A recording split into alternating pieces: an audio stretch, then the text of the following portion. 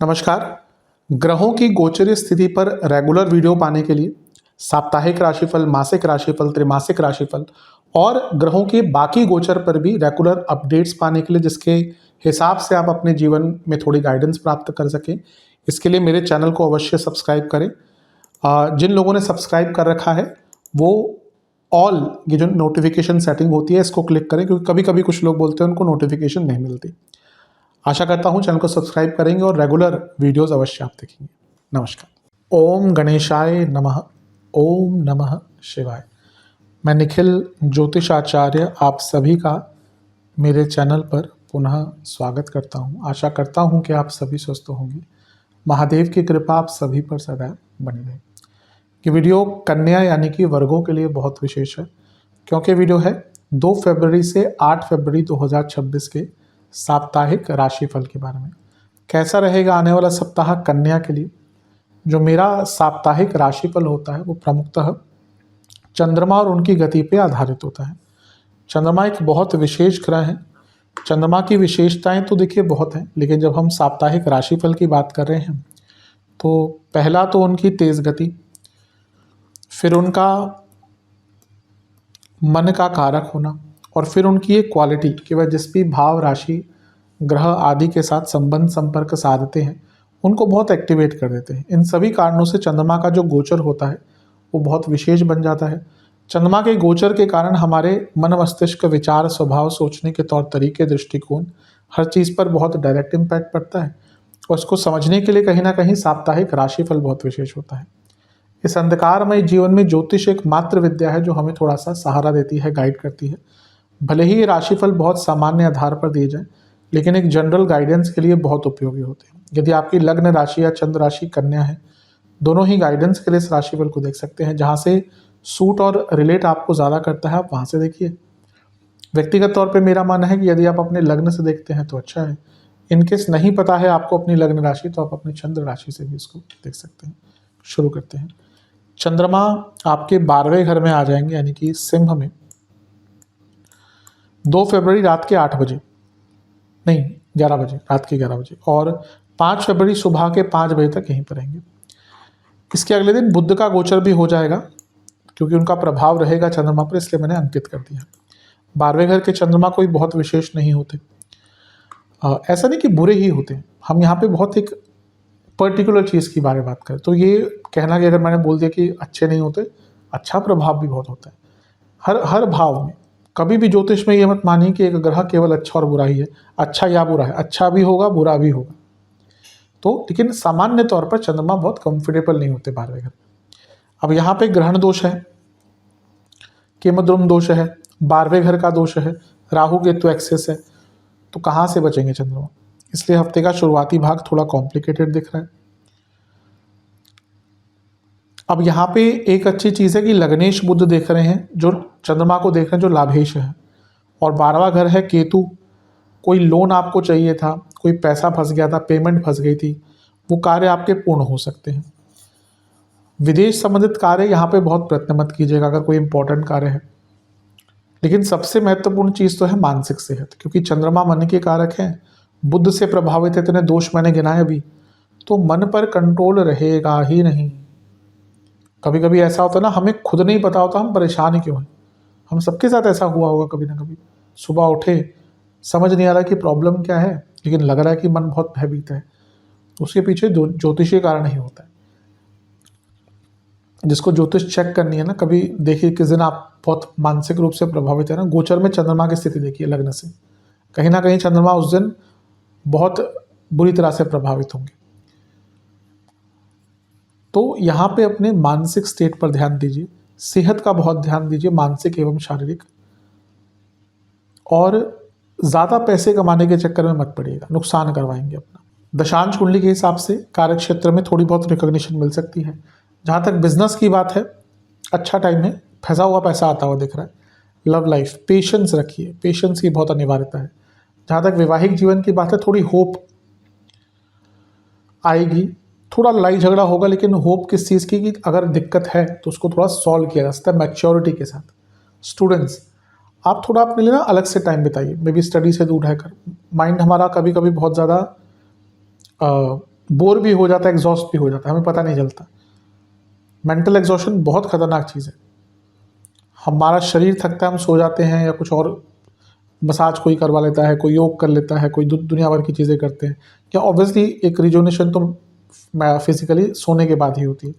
लेकिन अगर आप मेंटली टायर्ड है, आप कितना भी सो लें, वो एक ब्रेक माइंड मांगता है, तो इसलिए आपको यहाँ पे अपने एक ब्रेक लेना चाहिए अगर कोई एग्ज़ाम नहीं है तो। सेहत के हिसाब से इन्फेक्शन, पैरों के रोग और पेट के रोग तंग करेंगे, और थोड़ा बहुत इन्फ्लामेशन भी तंग कर सकता है। सर्वाष्टक में आपका तीसरा घर बली है। अगर किसी धार्मिक यात्रा का प्लानिंग कर रहे थे तो टाइम अच्छा है, मे भी चीज़ें आपके, और अगर बहुत टाइम से नहीं जा पा रहे थे ना, तो टाइम अच्छा है, मे भी जा सकते हैं अचानक से, आसपास ही कहीं जाना है तो, या प्लान आउट थोड़ा सा कर सकते हैं। 5 फरवरी सुबह के 5 बजे चंद्रमा आ जाएंगे आपके लग्न भाव में, यानी कि कन्या में, और 7 फरवरी दिन के 2 बजे तक, 2 PM तक लग्न में ही रहेंगे। चंद्रमा का लग्न भाव में आना एक प्रकार से काफ़ी अच्छा माना जाता है। लाभेश है, लग्न में है, बहुत अच्छा है। केमद्रुम योग तो अभी भी है, लेकिन लाभेश का लग्न में आना बहुत श्रेष्ठ होता है। यहाँ पे लक्ष्मी भाव के स्वामी, लाभ स्थान के स्वामी समसप्तक हैं, तो धन प्राप्ति के लिए टाइम बहुत अच्छा है। चंद्रमा जब लग्न में आते हैं, लाभ स्थान होने के नाते केवल कन्या के लिए ही हो सकता है वो, क्योंकि आपके लिए लाभेश है, तो ये बताता है कि व्यक्ति को कई रुके हुए लाभ, कई रुका हुआ पैसा, रुके हुए काम उसके बनने शुरू हो जाते हैं। गजकेसरी योग भी टेक्निकली बन ही रहा है, ये भी अच्छा है। शनि उपचय भाव के स्वामी है, तो ये भी, क्योंकि ये भी उपचय भाव, ये भी उपचय भाव, तो ये दिखा रहा है कि गति तो मिलेगी, लेकिन शनि तो शनि भी है, इसलिए कभी कभी क्या होगा ना कि थोड़ी नकारात्मकता आ सकती है, थोड़ी उदासीनता आ सकती है। यहाँ पे लेट्स से कि आपने कुछ करने का सोचा, वो चीज़ें अगर आपकी गति से नहीं होती, आपके इच्छित स्वभाव से नहीं होती, तो आप बहुत जल्दी ना हताश से हो जाएंगे। अदरवाइज कोई बुरा टाइम नहीं है, बस थोड़ा सा अपने चित्त को प्रसन्न रखिएगा। नवांश कुंडली बता रही है कि थोड़ा फ्लो रखिएगा जीवन में। दशांश कुंडली कार्य क्षेत्र में आगे बढ़ने का टाइम है, रिकॉग्निशन का टाइम बहुत अच्छा है। बिजनेस में बड़ा काम कोई मिल सकता है। लव लाइफ कंटेंटमेंट रखिए, बहुत डिसकंटेंटमेंट दिख रही है। वैवाहिक जीवन कोई बड़ा निर्णय मत लीजिए, कुछ अगर प्रॉब्लम चल रही है शांति रखिए। स्टूडेंट्स थोड़ा स्पॉन्टेनियस रहिए, अभी लगता है आप हर चीज़ को बहुत स्लोली करते हैं, जो आपको आगे चलकर दिक्कत देने वाली है। सेहत की जहाँ तक बात है, नसों की प्रॉब्लम, कफ रोग, स्लीप डिसऑर्डर, सर्वाष्टक में आपका तीसरा घर बली है। प्लानिंग बहुत अच्छा कर सकते हैं, इम्प्लीमेंटेशन से थोड़ा दूर रहिएगा इस टाइम पे। 7 फरवरी दिन के 2 बजे चंद्रमा आ जाएंगे आपके धनस्थान में, तुला में, और 6 फरवरी सप्ताह के अंत तक यहीं पर रहेंगे। इससे एक दिन पहले 6 फरवरी को शुक्र का गोचर हो जाएगा, वो कुंभ में आ जाएंगे। कोई इम्पैक्ट नहीं है, लेकिन फिर भी मैंने अंकित कर दिया। चंद्रमा का धन स्थान में आना बहुत अच्छा है। लाभ स्थान के स्वामी हैं, धन स्थान में आ रहे हैं, इससे अच्छा धन योग आपको क्या चाहिए। गुरु की दृष्टि है, राहु की दृष्टि है, गुरु सप्तमेश है, चतुर्थेश है, चंद्रमा लाभेश है। इनका त्रिकोण योग लाभ दिखा रहा है। एसेट्स की वृद्धि, प्रॉपर्टी की वृद्धि, कोई घर में कोई प्रॉपर्टी का काम, आपका कंस्ट्रक्शन का काम अटक रहा था, बिजनेस में कुछ पैसा अटका हुआ था, वो सारे पैसे आपके वापस आ सकते हैं। तो टाइम बहुत अच्छा है। बस ध्यान क्या देना है, चंद्रमा अभी भी केमद्रुम योग में है, वाणी का भाव है, और राहु का प्रभाव भी है, और वक्री गुरु का प्रभाव भी है। तो वाणी पर बहुत नियंत्रण, कुटुंब में, परिवार में, प्रोफेशनल लाइफ में बहुत केयरफुल होकर बात करें। और सबसे महत्वपूर्ण चीज़ तो ये है कि वाणी पर तो अंकुश आपको लगाना ही है। हफ्ते के अंतिम भाग में कहीं पैसा लगाइएगा मत।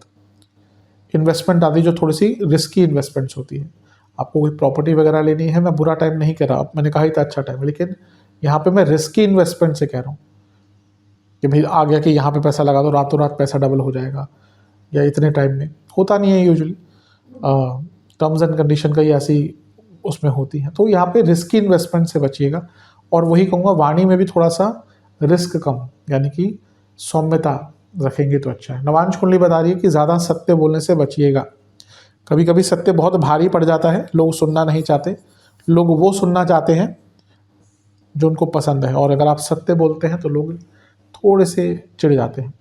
इसलिए कभी कभी ना ही बोला जाए, या फिर थोड़ा सा उसको शुगर कोट कर दीजिए। दशांश कुंडली, कार्य क्षेत्र में अच्छा टाइम है, पैसा बढ़ सकता है, लेकिन हाँ, वाणी पर ध्यान दीजिएगा। बिजनेस बिजनेस में तो बहुत बड़ा लाभ दिख रहा है। लव लाइफ,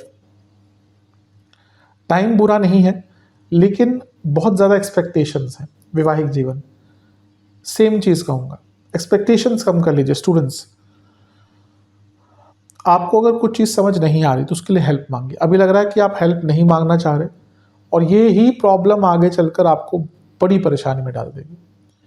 सेहत के दृष्टिकोण से दांतों की प्रॉब्लम, आंखों की प्रॉब्लम, कफ रोग, सर्वाष्टक में आपका तीसरा घर ही बली है। कुछ सीखना चाहते हैं, धन के संबंध में कुछ स्टार्ट करना चाहते हैं, टाइम अच्छा है। उपाय के स्वरूप में आपको गणेश चालीसा का 2 बार पाठ करके गणपति जी को मोदक या लड्डुओं का भोग लगाना है। एक घी का दिया भी अर्पण कीजिएगा। आशा करता हूँ वीडियो काम आएगी। चैनल पर नए सब्सक्राइब कीजिए, वीडियो को लाइक कीजिए। मिलता हूँ अगली वीडियो में, तब तक के लिए ओम नमः शिवाय।